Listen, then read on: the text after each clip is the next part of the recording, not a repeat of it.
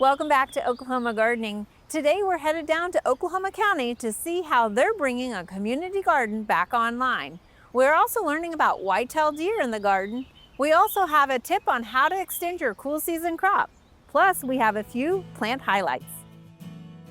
Underwriting assistance for our program is provided by the Oklahoma Department of Agriculture, Food, and Forestry, helping to keep Oklahoma green and growing. Oklahoma Gardening is a proud partner with Shape Your Future, a program of the Tobacco Settlement Endowment Trust. Shape Your Future provides resources for Oklahomans to make the healthy choice the easy choice. For generations, Oklahoma Gardening has been welcomed into your homes. It's a place to learn, to grow, and be inspired. It's where Oklahoma State University bridges research, education, and passion. We share one goal: to serve the gardeners who inspire us. That's what makes Oklahoma Gardening true to Oklahoma and true to gardeners.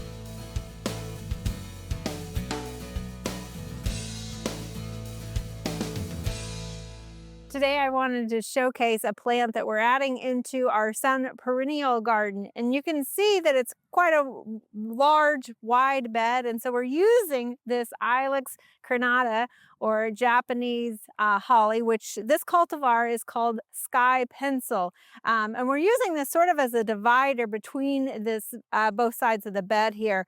Now, this sky pencil holly, unlike a lot of hollies, you won't really need to trim this. It has a very columnar shape. It will get anywhere from 4 to 10 feet tall and only 2 to 3 feet wide. So you can see these branches are coming up very vertical. It's going to give you that vertical element and form in your landscape when you're using it for a design feature. And it's nice in urban environments because a lot of times you want that vertical height, but you maybe don't have that bed space to give it the width that you need. So this one works really well in tight spaces. Now, sky pencil holly is pretty adaptable to a lot of different soil conditions, anywhere from sandy to clay. It does like moist soil conditions, and the other exception that you might be aware of is the fact that it doesn't really do well in alkaline soil, so you might be cautious about planting it in western Oklahoma. The other thing is it doesn't do the best in hot, dry conditions, and as we know in Oklahoma, we can have that temperature and that environment sometimes, so you might give it a little extra water. But it does need full sun, so you can see we've got it implanted here in our sun perennial garden. You can push that a little bit into some shade, but it's quite an adaptable plant for those urban environments, and you might even think about using it in containers to give you that columnar vertical feature as well. So this is sky pencil holly, a Japanese holly, and it really doesn't need much maintenance and especially no trimming once it's planted.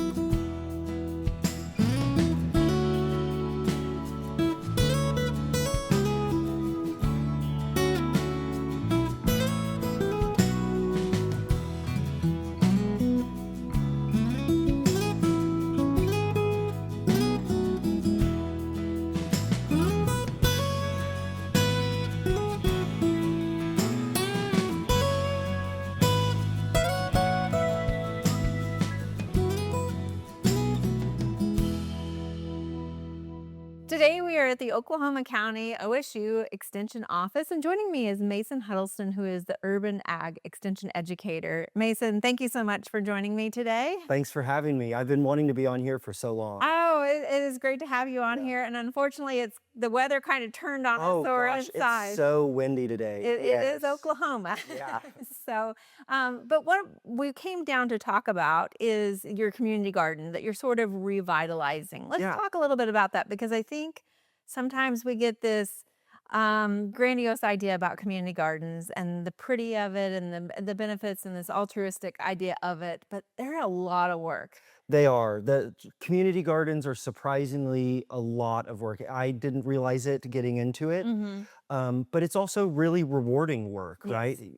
Here in Oklahoma County, and I think across the state, we're in just such a huge food desert. And in an urban setting, people are living, in vertical space rather than owning homes and being able to garden on their own. So we wanted to provide a space where community members across Oklahoma County can come, have a space to grow their own food. Food is medicine. That's something we really want to push. Right. And just provide a nice, safe, clean space for people to garden in the And, city. and your office here is located just in kind of the northeast corner of Oklahoma City, which really is truly a food desert in Yeah, this area. absolutely. You have a farmer's market that you do on occasion weekly. But let's talk this community garden. It was established a few years ago, but you're sort of bringing it back online, right? Yes, yeah. It was established, I think, during COVID times, which, as we all know, was rough. And so it eventually got transitioned from the health department over to OSU Extension. Okay. They donated it to us, which was just phenomenal. And so we split it up actually about 50-50 with a community garden where members can come in and garden, as well as a giving garden where our master gardeners that Julia, our horticulturalist, trains will go out and actually grow a lot of food to donate to the food pantries. Okay. And Yeah. so, I like any garden needs maintenance, It and does. sometimes those original beds have deteriorated. Mhm. So let's talk a little bit about what you're trying to do to bring it back online, the partners that you have in the community to do that also. So we are so lucky to have some amazing partners. Like you said, we have some beds that are a little run down. They were made of wood. And so we actually have reached out to Lowe's and they've donated a lot of cinder blocks to build some new beds that will last the test of time, as well as Minix materials. They've donated all of the compost to fill those beds so that we have some really good, rich nutrient soil for our gardeners. And I know you've got a lot of big volunteer groups that are coming in, Yeah. both building those beds, filling those beds. Yeah, not only did Lowe's donate the materials, but they donated their time and their employees' time as well to build those beds. And then we're also having students from OU come out, help fill the beds, help pull weeds, just make it really nice and pretty before our gardeners get in there and start doing their work. Right. And I love that a community garden has brought OSU, OU together, Yeah. commercial. It's a big community. Right. It Yeah. really is a community effort. And so I think a lot of times you have to have somebody driving that effort, right? Yes. And that's where it can kind of, there's a lot of communication coordination that has to happen. Yes, there has to be very good communication with community gardens, and more than anything, expectations. The thing that we see around the city with other community gardens is that the expectations haven't been laid out or they weren't followed very strictly. And so, with good communication and expectations, that's how you maintain a community garden and make sure everyone is keeping it up because it is a representation of our organization and the other partners that have come in to help us. We Right. want to make sure that it looks good for us, it looks good for Lowe's and Minix, and just our gardeners in general. Right. And that's the thing is I like, if you look at the garden, it's not pretty just yet, right? It's Right. early It's a work in spring. progress. It is a work in progress. And I think that is an important aspect to recognize is that effort and that initial work that takes to make it that pretty Absolutely. garden. And it later takes a on. lot of volunteers Yes. that we're just so thankful to have. And a great benefit for the master gardeners to learn as well as the Absolutely. community also. Yes. So, and it's something that the community members can also come and check out as well. Tell us a little bit about your open house that you have coming up. So our open house is going to be May 5th from 4 to 6, where we're going to have people come in. They can view the community garden. They can walk around our building, view the ornamental gardens that we have, all of the nice, pretty flowers, as well as I think we're going to have some demonstrations in here for preserving food, some tabling booths with some of our other educators here in the county to provide information. I know the master gardeners are going to be there answering gardening questions. So our open house is really just a way to show the community that we are here to serve and to help. And that we really want to. We really want to help people in whatever way we can. And a great opportunity to bring your water samples, your soil samples in. Absolutely. Yeah, if you have a garden at home, whether it's an ornamental flower garden, vegetable garden, maybe you're wanting to spiff up your Bermuda grass lawn, we really recommend bringing in a soil test, get it tested, and we'll tell you exactly what nutrients to put on. And if you're not in Oklahoma County, a lot of other counties have all these same resources Every that you county. could stop in, Yeah. right? And visit and check out those resources or fact sheets. So Mason, tell us again the date of your open house, if you don't mind. May 5th from 4 to 6 p.m. All right, and open to the public, Open free. to the public. It's free, and we'd love to have people out. Thank you so much for joining us today. Thanks for having me.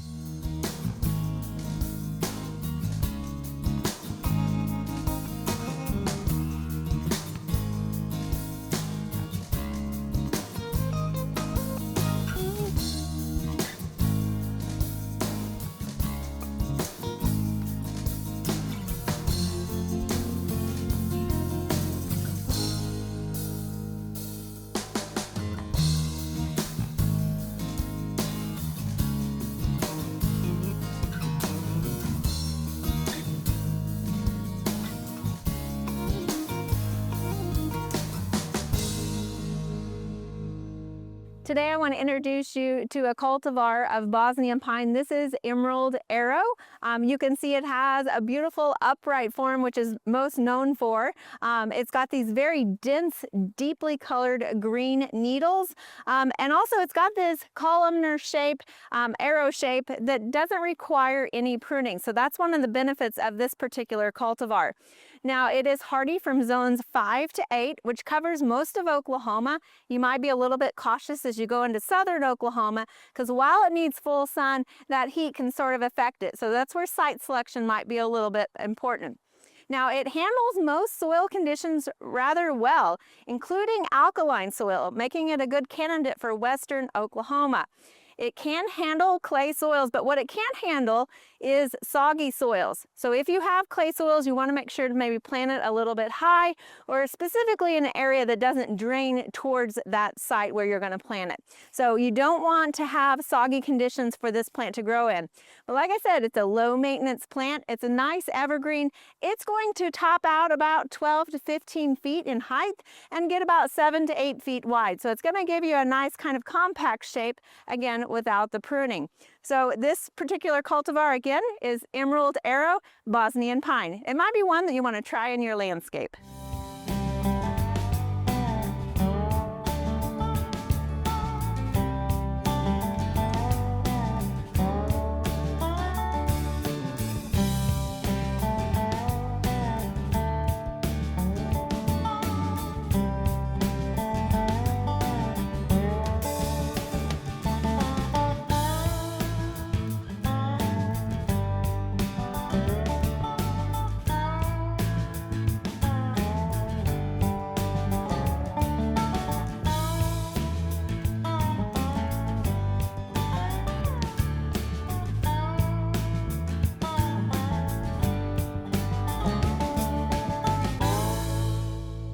Today we're talking about those deer that might be visiting your garden this summer. And joining me is Mark Turner, our wildlife biologist.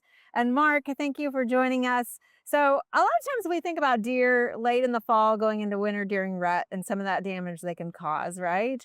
But let's talk a little bit about what we're going to be seeing this spring. Absolutely. So deer cause several issues in gardens, one of which is obviously during the fall, whenever bucks are in hard antler, you're going to see rubbing on trees, which certainly can be undesirable because that can harm or even kill the tree in some cases if it's intense enough.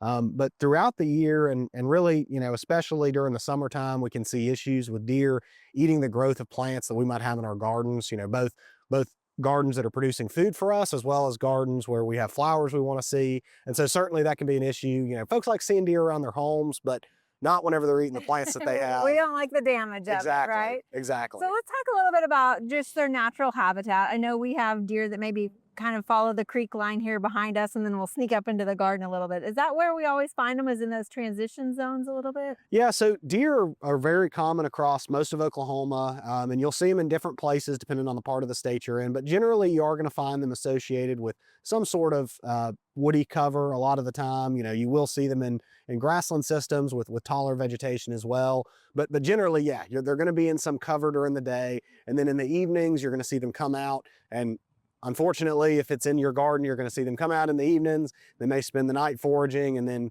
around daylight go back to cover to ruminate during the day. Okay, so they are nocturnal, so they kind of come out in those dawn to dusk. They're crepuscular, Okay. so we see most activity in the morning and in the Okay. evening. But anytime during the night, you might see them because that's when we're not out in the garden working for the most part. Gotcha. Okay. So, but you mentioned they might be around grasslands, but they're not necessarily grass feeders, right? That's correct. Okay. Yep. So deer are known as concentrate selectors. So basically, they pick a lot of different plants that they like to eat, but it's not all plants, and they generally focus on that young growth from those species. Most commonly, we see deer eat woody plants, which could include trees or shrubs, as well as forbs, which a lot of flowers are, in that forb category. So generally, we don't see an issue with deer eating grasses that we might have planted or, just have in our yard, but we do see issues with several of those other species, including both vegetables and fruits, as well as shrubs and trees and flowers. Okay, and of course we've got a deer fence behind us protecting our vegetables. That our blueberry and blackberry bushes are outside that fence, so Right. they're going to go after some of that new growth potentially. Absolutely. So deer pretty commonly would eat the leaves as well as the buds off of things like blackberry or blueberry. So in those cases, we generally do recommend in places with a moderate to high deer density where you'd expect to see some damage, just putting fencing around those. Again, it kind of comes down to how much willingness you have to go the extra effort. Certainly around a vegetable garden, in most places, if you have many deer, I'd recommend doing that. Okay. With shrubs, you can get away with some level of deer foraging, but again, if it gets to be too much, generally a fence is the way that we're going to recommend dealing with that. Okay. What about any of those other deterrents of smells and sprays and water squirting and things like that Yeah. they have out there? Yeah, so there's lots of different things that have been developed both for homeowners as well as even agricultural producers to try to deter deer from eating those crops and as well as flowers in the garden. Unfortunately, most of them are just a temporary fix. You're really not going to see that great of a reduction in deer use over a long period of time. So you're going to have to continue putting that repellent out, and sometimes deer can even become accustomed to it. So generally, we recommend fencing, also planting species that deer don't necessarily like to eat. And then also, if you're on a bigger property or maybe you have some neighbors that you could work with, potentially trying to reduce deer density. That can be pretty effective, obviously, depending on where you are in terms of a urban to rural gradient. Right. That can be more difficult, but certainly even in places that around homes, you can certainly have some bow hunting opportunity that can help reduce deer density, because that's really going to get to the root of the problem as opposed to just being a temporary fix. Okay, and along the lines of a fence, if we can go back to that real quick. Yeah. Height of that fence, and then I've also heard about doing like maybe a double fence that's a little bit shorter. Does that work as well? Yeah, so generally for height, if it's a very small area, you can get away with like a 4-foot fence because deer are not going to want to jump into that. Okay. However, as you get to a larger area, such as this area behind us, an 8-foot fence is better. And in some places, if you had a really big area, even a 10-foot fence is going to be necessary to actually keep deer out of it. Okay. But usually an 8-foot fence is sufficient to keep them from wanting to be in that area. They can jump higher than that, but they're not going to want to. The double fencing can work. Usually with double fencing, we're oftentimes thinking about doing that with electric fencing. So if you have a staggered fence system, the way that deer perceive things visually, they can't really judge distance that well, so they don't necessarily want to jump over that double fence. But again, usually that's with electric fencing. Okay. If we're just going to do a standard conventional deer fence, usually I'm just going to recommend just go ahead and get an 8-foot fence. It's a one-time investment, but you're going to have less problems over time. Okay, and then of course, as we go into the season, I mean, do they prefer gardens over their natural vegetation? It might feel like that sometimes. It certainly can. There's a lot of plants in gardens that they like to eat. I mean, again, a lot of the species that we're planting, especially flower species, are really high in nutrients that deer are seeking during this time of year. So certainly there are times when it can feel like they're just getting after what we've planted, but they like having natural vegetation as well, and they certainly rely on that for much of their food. It's just that if you throw 10 deer in a pretty small area, they're going to wreak havoc on a garden pretty quickly. Right. Okay. Well, thank you for sharing this with us, Mark. Absolutely.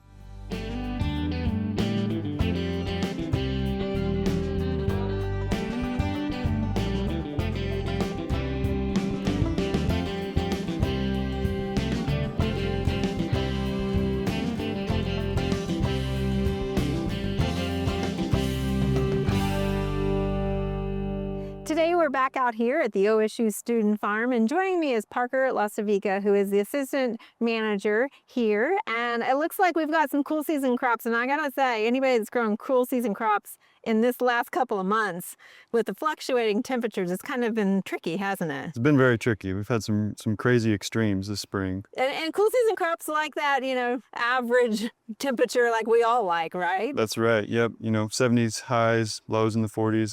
That's what they prefer. And so what has been the problem out here with these fluctuating temperatures? Well, the highs have been, low 90s some days, and I think we got almost to 100 there about a month ago. And that's what they want, because that sends them into flower, but we don't want them to go into flower. It makes them turn bitter, not really edible anymore. Okay, so and when they start initiating that flowering, they start bolting, essentially elongating that growth.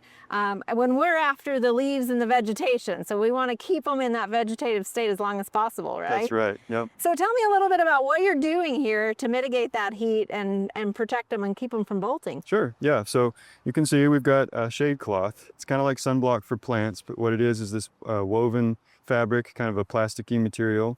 And it just reduces the amount of sunlight and thus heat that can get to the plants. Okay, so like any of us in the hot, we want a little bit of shade on us, right? Mm-hmm. And so what are you finding? So tell me how, this is not research or anything that you're doing. It's just been more kind of accidental, anecdotal that you've experienced out here. Talk about what you've harvested and what you kind of had under shade and the variability there. Originally, this was all lettuce and it was all covered, and we harvested a little bit of it a couple of weeks ago.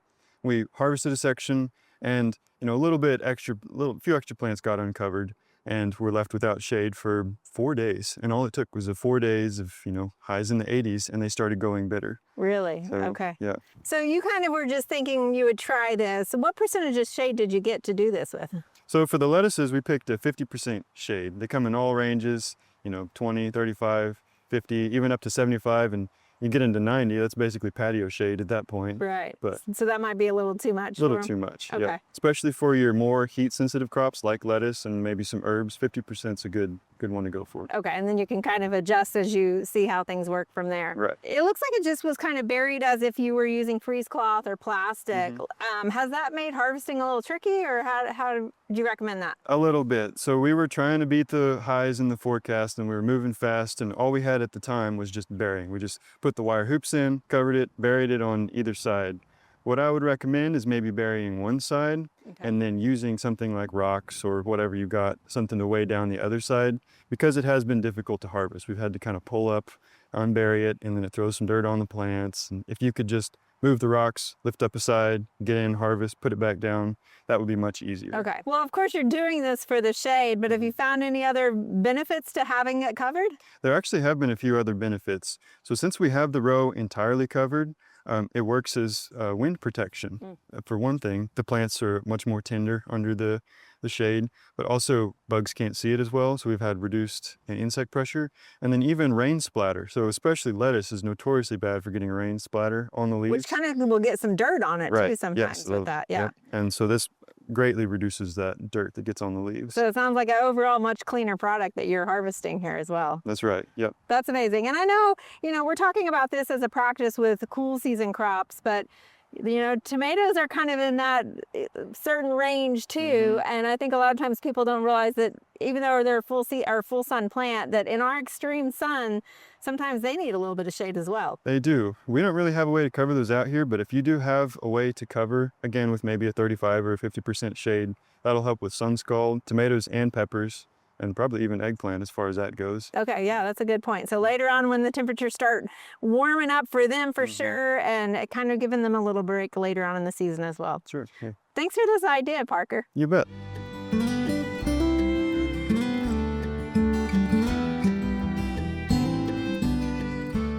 Just a reminder, we'd love to hear your feedback. Scan the QR code to give us your thoughts, ideas, or suggestions.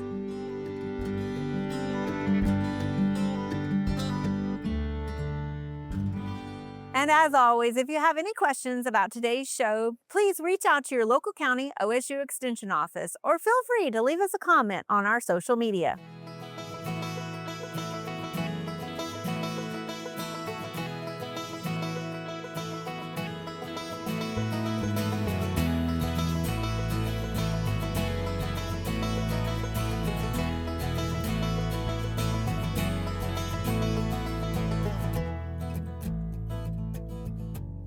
There are many great horticulture activities this time of year. Be sure and consider some of these events in the weeks ahead.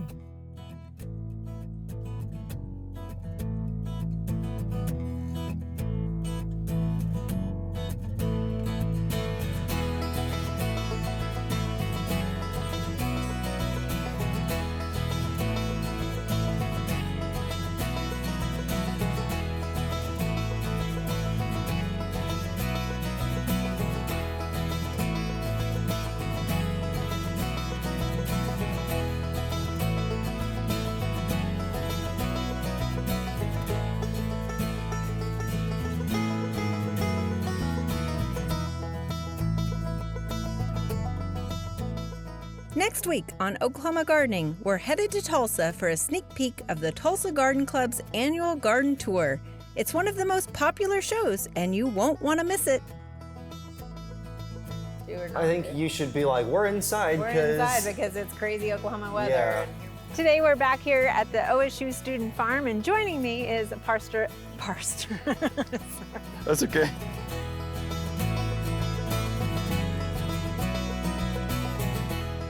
To find out more information about show topics, as well as recipes, videos, articles, fact sheets, and other resources, including a directory of local extension offices, be sure to visit our website at OklahomaGardening.okstate.edu. Join in on Facebook and Instagram. You can find this entire show and other recent shows, as well as individual segments, on our Oklahoma Gardening YouTube channel. Tune in to our OK Gardening Classics YouTube channel to watch segments from previous hosts. Oklahoma Gardening is produced by the Oklahoma Cooperative Extension Service as part of the Division of Agricultural Sciences and Natural Resources at Oklahoma State University. The Botanic Garden at OSU is home to our studio garden, and we encourage you to come visit this beautiful Stillwater gem. We would like to thank our generous underwriters, the Oklahoma Department of Agriculture, Food, and Forestry, and Shape Your Future, a program of the Tobacco Settlement Endowment Trust. Additional support is also provided by the Tulsa Garden Club, Greenleaf Nursery and the Garden Debut Plants, the Tulsa Garden Center, the Oklahoma Horticultural Society, and the Tulsa Herb Society.